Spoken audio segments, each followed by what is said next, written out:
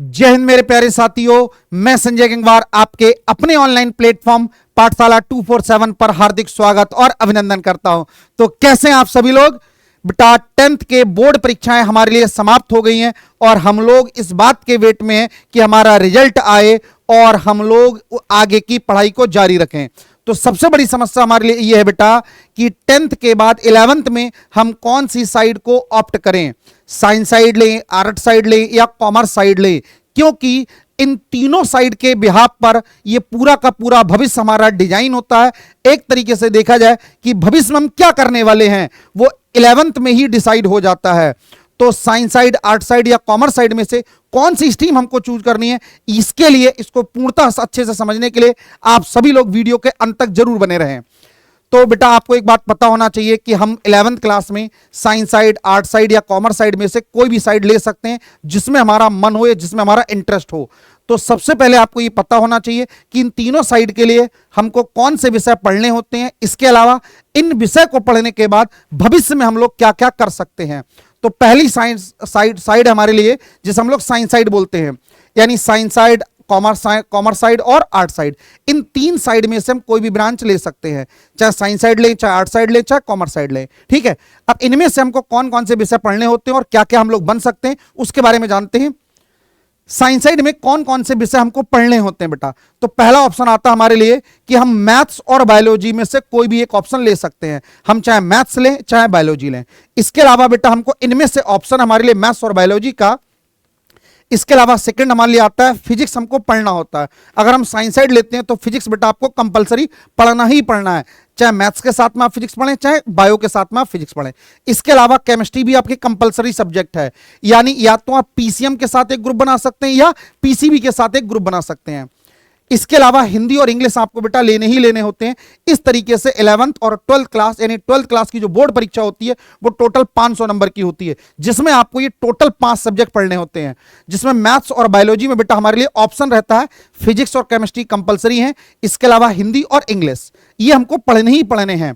अब main important point आता है कि साइंस साइड को ऑप्ट करने के बाद भविष्य में हम किन किन कोर्सेस में जा सकते हैं या भविष्य में हम क्या क्या बन सकते हैं उसको भी समझना हमारे लिए बहुत जरूरी है बेटा। क्या क्या बन सकते हैं समझना ध्यान से। एक तो ऑप्शन आता है इंजीनियर्स। आप देश की बेहतरीन आईआईटी, एनआईटी के माध्यम से या बेहतरीन कॉलेज के साथ में इंजीनियरिंग की तैयारी कर सकते हैं, इंजीनियर बन सकते हैं और देश निर्माण में आप अपना सहयोग दे सकते हैं, जिसके लिए आपको मैथ्स लेना होता है। जो बच्चे मैथ्स लेते हैं उनके लिए इंजीनियर एक बेस्ट ऑप्शन रहता है। क्लियर? ठीक है। इसके अलावा बेटा डॉक्टर्स, जो बच्चे 11th या 12th क्लास में बायोलॉजी के साथ में पढ़ाई करते हैं, क्योंकि मैथ्स और बायोलॉजी में से कोई एक सब्जेक्ट हमको लेना होता है। अगर आप मैथ्स लेते हैं तो आप इंजीनियरिंग की तैयारी कर सकते हैं, और बायोलॉजी लेते हैं तो आप डॉक्टर्स की तैयारी कर सकते हैं। यानी आपको नीट का एग्जाम देना होता है, यानी साइंस साइड लेने के बाद इंजीनियर्स और डॉक्टर दोनों ही ऑप्शन में हम लोग जा सकते हैं। जिन छात्रों का सपना है कि मुझे देश की सेवा के लिए वैज्ञानिक बनना है, इसरो में जाना है या किसी अदर संस्थान में जाना है जो इंजीनियरिंग में जो साइंटिस्ट के तौर पर हमारे लिए काम करते हैं देश के लिए, वो साइंटिस्ट भी बन सकते हैं साइंस साइड लेने के बाद। या जो साथी हमारे टीचिंग में अपना भविष्य बनाना चाहते हैं वो साइंस टीचर के तौर पे भी अपने पढ़ाई को जारी रख सकते हैं। ठीक है, साइंस टीचर आप बन सकते हैं अगर आप लोग 11th-12th क्लास में साइंस साइड स्ट्रीम को चूज करते हैं। इसके अलावा आप लोगों के एक बेहतरीन ऑप्शन है एनडीए। जिन साथियों की हाइट अच्छी है और जो देश की सेवा में आर्मी में जाना चाहते हैं, चाहे वो कोई सी भी आर्मी हो, तो आप एनडीए एग्जाम के माध्यम से उस सेवा के लिए देश की सेवा कर सकते हैं। ठीक है, तो एनडीए भी आपके लिए एक बेहतरीन ऑप्शन है, कैरियर ऑप्शन है। इसके अलावा अदर्स में आपको बेटा साइंस साइड के साथ में बहुत सारी चीजें आती हैं जिन्हें आप लोग कवर कर सकते हैं। यानी साइंस साइड पढ़ने के बाद आप देश की बेहतरीन आईआईटी, एनआईटी, नीट के कॉलेजेस, डॉक्टर्स, एमबीबीएस, ये सारी की सारी प्रक्रिया आप साइंस साइड स्ट्रीम के बाद ही कर पाएंगे। क्लियर? ठीक है। इसके अलावा सेकंड हमारे लिए बहुत ही इंपॉर्टेंट स्ट्रीम है जिसका नाम है कॉमर्स स्ट्रीम। जो साथी हमारे साइंस साइड स्ट्रीम के सब्जेक्ट को नहीं पढ़ना चाहते हैं और वो चाहते हैं कि मैं कॉमर्स स्ट्रीम के सब्जेक्ट लेकर देश की सेवा के लिए बेहतरीन एक प्रोफेशन को ऑप्ट करूं, जिससे हम लोग बहुत अच्छा कैरियर ऑप्शन रहे हमारे लिए, ताकि हमको दिक्कत ना हो किसी भी तरीके से। तो पहली चीज आती है कि हमको कॉमर्स साइंस स्ट्रीम में कौन कौन से विषय पढ़ने हैं बेटा। तो पहला विषय आता है हमारे लिए अकाउंटेंसी। यानी आप कॉमर्स स्ट्रीम को चूज करते हैं तो अकाउंटेंसी आपको पढ़ना होगा, बिजनेस स्टडीज आपको पढ़ना होगा, इसके अलावा इकोनॉमिक्स, एंटरप्रेन्योरशिप, इसके अलावा हिंदी और इंग्लिश, ये सब्जेक्ट तो आपको पढ़ने ही पढ़ने होते हैं। यानी अगर आपका मैथ, फिजिक्स, केमिस्ट्री, बायोलॉजी में इंटरेस्ट नहीं है तो आप कॉमर्स साइड के कॉमर्स स्ट्रीम के या कॉमर्स साइड के विषय को ऑप्ट करके विषय की पढ़ाई करके देश के लिए बेहतरीन सेवा कर सकते हैं, जिसमें आप लोग क्या क्या बन सकते हैं वो भी समझना जरूरी है। आप CA CS बन सकते हैं, यानी chartered accountant and company secretary, बहुत ही अच्छी पोस्ट होती है जिसमें लोग बहुत अच्छे से इसमें काम करते हैं। आप अकाउंटेंट बन सकते हैं, ऑडिटर बन सकते हैं, फाइनेंस मैनेजर बन सकते हैं या बिजनेसमैन बन सकते हैं। ठीक है, जिन लोगों का सपना है कि मुझे एक देश का बेहतरीन एंटरप्रेन्योर बनना है, वो कॉमर्स साइड को चूज कर सकते हैं। क्लियर? और ऐसा नहीं है कि साइंस साइड या कॉमर्स साइड वाले किसी और ऑप्शन में नहीं जा सकते हैं, ये लोग IAS और PCS की तैयारी भी कर सकते हैं, यानी गवर्नमेंट जॉब्स को भी ऑप्ट कर सकते हैं। इसके अलावा थर्ड वन रहता है बेटा हमारे लिए, जिसका नाम है आर्ट साइड। जिन साथियों का इंटरेस्ट है साइंस साइड के विषय और आर्ट साइड कॉमर्स साइड के विषय पढ़ने में नहीं है, वो साथी हमारे आर्ट साइड के विषय को ऑप्ट कर सकते हैं।